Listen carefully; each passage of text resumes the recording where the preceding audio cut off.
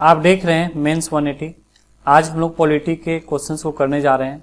Start करने से पहले एक हमारा इनिशिएटिव है टेलीग्राम पे, तो इसमें आप सभी को इनवाइट करते हैं ग्रुप ज्वाइन करने के लिए, जिसमें पर डे क्वेश्चन दिया जाएगा और आप है जो आंसर लिख करके शेयर कर सकते हैं और आपसी में सभी लोग एक दूसरे का देख करके अगर संभव है तो सजेशन दे सकते हैं, नहीं तो फिर भी साथ में हम लोग करेंगे। तो ये एक इनविटेशन है और इसमें हम लोग करेंट अफेयर्स के जितने भी क्वेश्चंस हैं वो मंथली बेसिस पे डालते जा रहे हैं। तो एक वीक का टाइम देते हैं, एक वीक के अंदर है जो एक मंथ का हम लोग कंप्लीट करते हैं। 12 महीने का करना है तो 12 सप्ताह, 12 गुना 7 = 84, तो 90 दिन मान कर चलते हैं कि 90 दिन में हम लोग पूरे करेंट अफेयर्स को कर लेंगे। जो शॉर्ट आंसर हैं 150 या 250 वर्ड्स के हैं, तो अलग अलग क्वेश्चन है वो दिया गया है। उसके बाद साथ ही हम लोग हिस्ट्री के PYQs वगैरह भी डालते हैं और एक दूसरे को हेल्प करते हैं।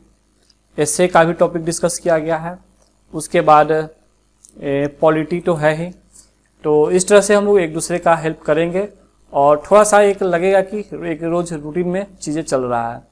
और जिनको भी 85+ आ रहा है वो जुड़ सकते हैं, क्योंकि कट ऑफ ऐसे भी 87-88 ही रहने वाला है। तो चलिए हम लोग वीडियो देखते हैं। तो क्वेश्चन है कि do you agree that our constitution has given fundamental rights by one hand and taken them back with another hand. तो क्या आप इस बात से सहमत है कि हमारा संविधान एक हाथ से हमें फंडामेंटल राइट दे रहा है और दूसरी हाथ से हमारा फंडामेंटल राइट्स ले रहा है? तो अगर सहमत है तो कहाँ तक सहमत है और कैसे ये है एक्सप्लेन करना है। तो हम स्टार्ट किए हैं इंट्रोडक्शन से। इंट्रोडक्शन में बोला जा रहा है कि हमारा संविधान है जो प्लेथोरा ऑफ फंडामेंटल राइट्स दिया है, मगर साथ ही साथ क्या है कि ऐसे प्रोविज़न भी है हमारे संविधान में जो कि हमारे फंडामेंटल राइट्स को रेस्ट्रिक्ट सस्पेंड कर सकता है अलग अलग सर्कमस्टेंसेस में। तो ये डुअल नेचर जिसमें कि ग्रांट भी करता है और रेस्ट्रिक्ट भी करता है has been a point of debate and scrutiny. तो आज हम लोग इसको क्या करते हैं कि एग्जाम्पल के सहित है जो इसको इवेल्युएट करते हैं कि कहाँ तक सही है और कहाँ तक और इम्प्रूवमेंट किया जा सकता है। तो सबसे पहले एक फ्लो चार्ट बनाया गया है जिसमें कि पूरे फंडामेंटल राइट्स को लिखा गया है। ये फ्लो चार्ट है जो आपके आंसर को इन्हेंस करेगा, तो समय रहे तो बना लीजिए। चलिए स्टार्ट करते हैं। तो पहला है हमारा right to equality. Right to equality article 14 में है जो गारंटीज देता है इक्वालिटी बिफोर लॉ, मतलब कि सब बराबर है यहाँ पर भारत में। मगर साथ ही साथ आर्टिकल 361 है जो क्या करता है कि इम्यूनिटी प्रोवाइड करता है प्रेसिडेंट को और गवर्नर को। साथ ही डिप्लोमेट, जज, लेजिस्लेचर ये सब भी वैसे प्रिविलेज को इंजॉय करते हैं। तो हम कह सकते हैं कि ये सभी एक्सेप्शन है। तो अगर एक्सेप्शन है तो right to equality is not absolute नहीं है। आर्टिकल 15 देखते हैं। तो ये है जो स्टेट को फॉरबिड करता है कि कोई तरह का डिस्क्रिमिनेशन नहीं होना चाहिए on the ground of religion, race, caste, sex, place और डेट ऑफ बर्थ। मगर साथ ही क्या है कि आर्टिकल 15(3) है जो स्टेट को एम्पावर करता है कि आप है जो महिला, आप बच्चा के लिए कुछ विशेष कानून प्रावधान बनाइए जिससे कि उनकी स्थिति में सुधार हो सके। उसका जीता जाता एग्जाम्पल है reservation of seat for women in local bodies, शायद 50%, या फिर provision of free education to children. तो बच्चे लोग को फ्री एजुकेशन दिया जा रहा है, महिलाओं के लिए रिजर्वेशन है लोकल बॉडीज में। तो ये क्या है, ये कहीं ना कहीं है जो एक तरह का कह सकते हैं कि सेक्स और एज पे है जो डिस्क्रिमिनेशन है। अब आर्टिकल 16 देखते हैं। तो स्टेट को प्रोहिबिट करता है डिस्क्रिमिनेशन से in the matter of employment and government services. मगर साथ ही देखते हैं कि पार्लियामेंट चाहे तो रेसिडेंस ऐसे कंडीशन रख सकता है कोई एम्प्लॉयमेंट में। एग्जाम्पल के तौर पे public employment requirement to residence act 1957, इसमें क्या था कि डोमिसाइल है जो कंपलसरी था। हालांकि ये एक्ट है जो 1974 में एक्सपायर हो गया, मगर आंध्र प्रदेश और तेलंगाना में अभी भी ये चल रहा है। अब आगे देखते हैं। आर्टिकल 17 है जो बोलता है कि अनटचेबिलिटी का अंत होना चाहिए और ये 100% सही है, इसमें कोई एक्सेप्शन नहीं है। आर्टिकल 18 देखते हैं कि बोला जा रहा है कि एक समाज को इगैलिटेरियन बनाने के लिए यहाँ पर कोई है जो टाइटल धारण नहीं करेगा, जैसे कि कैसर हिंद वगैरह जो ब्रिटिशर्स दिया करते थे। तो ये पुराने टाइटल तो सभी बंद हो गए, मगर स्टेट है जो एकेडमिक, जैसे कि पीएचडी, डॉक्टर फलाना, इंजीनियर चिलाना, तो ये सभी दे सकता है। और मिलिट्री डिस्टिंक्शन हमेशा मिलते रहा है, जैसे कर्नल या फिर मेजर, ब्रिगेडियर, तो ये सभी टाइटल मिलते रहा है। आगे देखते हैं, तो पूरे को कंक्लूड करते हैं इक्वालिटी में कि thus it can be concluded that right to equality is not absolute, मतलब अब्सोल्यूट नहीं है, मगर इसमें क्या है कि विद टर्म्स एंड कंडीशन है, कुछ टर्म्स है और कुछ कंडीशंस है, which otherwise seems justified in view of the vastness and diversity of such a huge country as ourselves. तो कह सकते हैं कि थोड़ा सा तो टर्म एंड कंडीशन है जो कि जस्टिफाइड लग रहा है हमारे देश के वास्टनेस को और डाइवर्सिटी को देखते हुए। अब आप कभी ये नहीं कहिएगा कि नहीं ये तो गलत है, कि इसमें है जो एक्सेप्शन है। तो अगर ये बात बोल रहे हैं तो कहीं ना कहीं आप जो भी हमारे कॉन्स्टिट्यूशन फ्रेम किए हैं उस पर सवाल उठा रहे हैं, और कहाँ आप 2 अक्षर के ज्ञानी और कहाँ वो महान हस्ती, तो आप है जो 2 अक्षर पढ़ के उनको चैलेंज नहीं कर सकते हैं। आगे देखते हैं राइट टू फ्रीडम। तो ये 6 तरह का है जो राइट टू फ्रीडम है, इसको लिख लेना है। उसके बाद देखिए इसको हम लोग पढ़ते हैं, समझते हैं। तो दिया गया है कि article 19 guarantees various freedom, it also allows the state to impose reasonable restriction on this freedom in the interest of sovereignty, security, public order, decency, morality among other grounds. ठीक है, तो आर्टिकल 19 है जो अलग अलग तरह का फ्रीडम दिया है, मगर साथ ही साथ क्या है कि रीजनेबल रेस्ट्रिक्शन भी लगाया है। तो क्यों लगाया है? तो freedom in the interest of Bharat का sovereignty, security, public order, decency, morality, ये सभी ग्राउंड देखते हुए, जैसे कि freedom of speech can be restricted to prevent hate speech, defamation, incitement to violence है। तो फ्रीडम ऑफ स्पीच को रिस्ट्रिक्ट किया जा सकता है हेट स्पीच, डिफेमेशन और इंसाइटमेंट टू वायलेंस को प्रिवेंट करने के लिए। आपके पास फ्रीडम ऑफ स्पीच है, इसका मतलब ये नहीं कि आप है जो जहर उगल सकते हैं, या फिर किसी नामी आदमी को डिफेम कर सकते हैं, या फिर आपके कहने से कहीं पर वायलेंस फैल सकता है। तो इस केस में क्या है कि आपके फ्रीडम ऑफ स्पीच को रेस्ट्रिक्ट किया जाएगा। अब देखिए, one has right to practise any profession, सभी के पास अधिकार है कि कोई भी प्रोफेशन चुन सके, मगर इसका मतलब ये नहीं कि कल हमें डॉक्टर बनने का मन करे और हम एक आला लेकर के पहुंच जाएं और हमें जो इलाज करने लगे।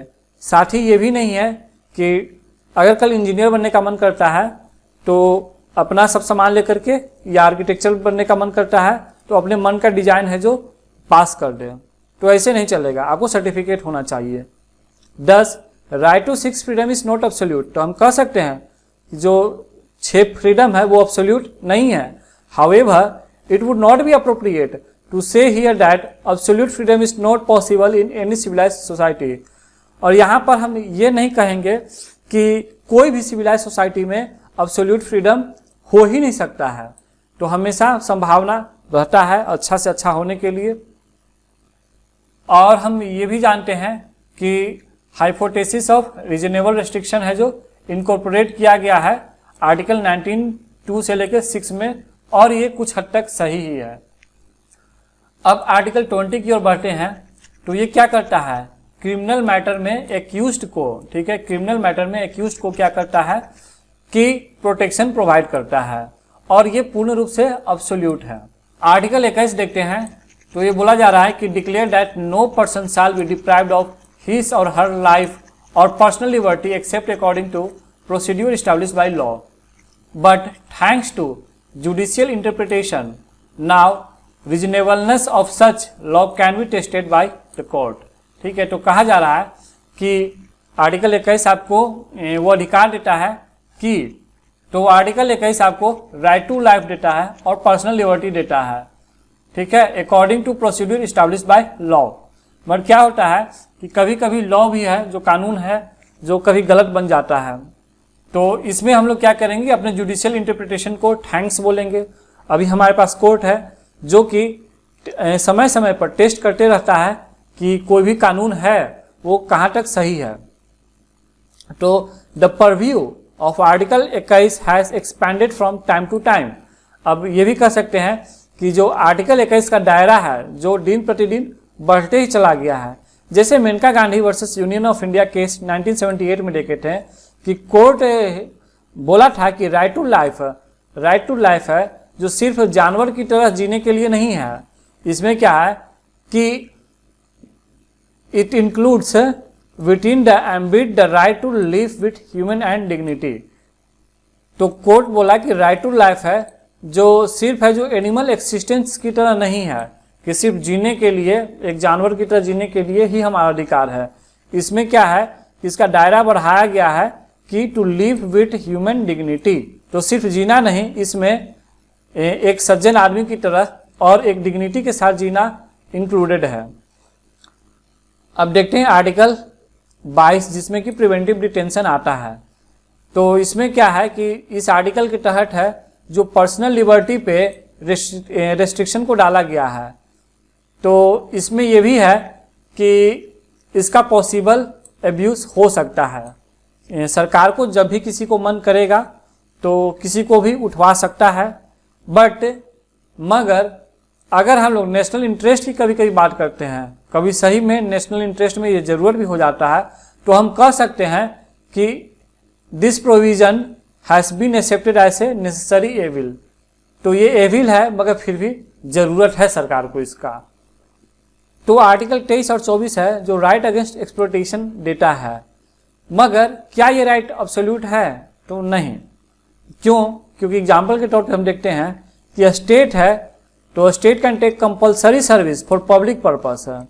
सच exception have also been held to be in interest of the nation. तो सरकार को जब भी जरूरत पड़ेगा तो हम लोग से कंपल्सरी सर्विस ले सकता है। अब देखिए कि राइट टू रिलीजियस फ्रीडम है, ये तो अपने आप है जो subject to public order, morality, health और अदर प्रोविजन है। ठीक है, तो जो कि मेंशन है आर्टिकल 21(1) में। अब आर्टिकल 25(2) है जो further empowers state to regulate secular activities है related to religion and freedom of religion. ठीक है, अब पहले तो 21(1) में है जो प्रिवेंट किया ही गया है, मगर आर्टिकल 25(2) के तहत यह स्टेट को फर्दर एम्पावर्स करता है कि regulate secular activities related to religion and freedom of religion. जैसे एग्जाम्पल के लिए देखते हैं कि Hindu religion and charitable endowment act. ठीक है, तो ये क्या है? तो it controls the administration of temple and religious properties to ensure proper management and use of fund.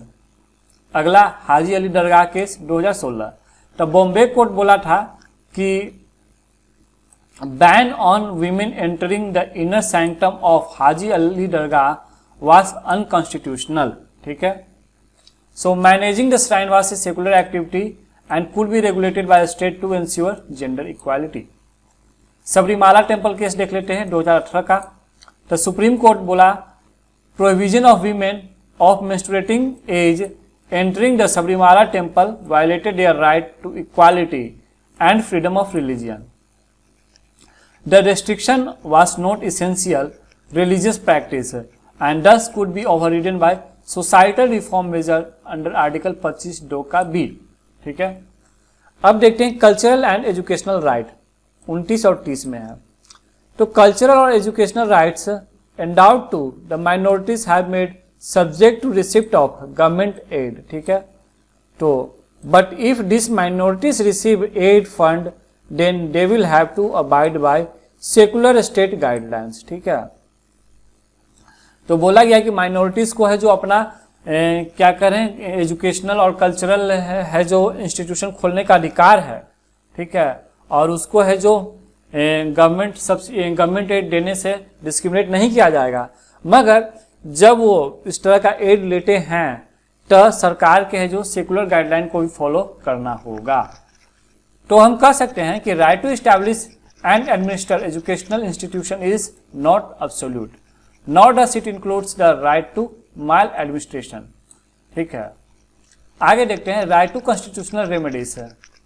तो आर्टिकल 32 है जो हम लोग को बोलता है कि जब भी आपका फंडामेंटल राइट का हनन होता है तो आप है जो रिट दायर कर सकते हैं हाई कोर्ट में और सुप्रीम कोर्ट में। मगर सुप्रीम कोर्ट क्या है जो डिस्करेज करता है पेटिशनर को जब कोई डायरेक्टली है जो सुप्रीम कोर्ट के पास अप्रोच करता है।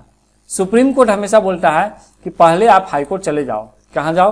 पहले आप हाई कोर्ट चले जाओ आर्टिकल 216 के तहत, और उसके बाद भी अगर मैटर नहीं सुलझा पाया तो एक आर्टिकल 136 का सहारा लेकर के, मतलब कि 136 है जो स्पेशल लीव पिटीशन, ठीक है, तो SLP के थ्रू आप सुप्रीम कोर्ट आइए। तो अब हम पूरे आंसर को कंक्लूड करते हैं। तो कह रहे हैं कि thus it is not entirely justified, ठीक है, to state that our constitution has confirmed fundamental rights from one hand and taken away with another hand. तो पूर्ण रूप से तो जस्टिफाइड नहीं है कि हमारा जो कॉन्स्टिट्यूशन है जो एक हाथ से हमें फंडामेंटल राइट दिया है और एक हाथ से ले लिया है। But it is true that the right have been endowed with limitation. इसमें कोई दो राय नहीं है कि जो भी राइट है उसके साथ कुछ लिमिटेशन है और कुछ रेस्ट्रिक्शन है, जो कि ठीक है अगर हम लोग एक नेशन के इंटरेस्ट को देखते हैं, पब्लिक ऑर्डर की बात करते हैं, नेशन सिक्योरिटी के लिए अगर हम लोग सचेत हैं और मोरालिटी की बात करते हैं। The judiciary play a crucial role in maintaining this balance, ठीक है। तो कभी बहुत ज़्यादा अगर हनन होता है तो जुडिशियरी हमेशा इंटरप्रेट करता है और जुडिशियरी है जो बहुत अच्छे से बैलेंस को बनाए रखता है। तो इसी के साथ हमारा आंसर समाप्त होता है। हम आपसे कहेंगे कि आप हमसे जुड़िए, रोज़ क्वेश्चंस करेंगे, मज़ा आएगा। तो आज के लिए इतना ही, फिर हम लोग अगले वीडियो में मिलते हैं। धन्यवाद।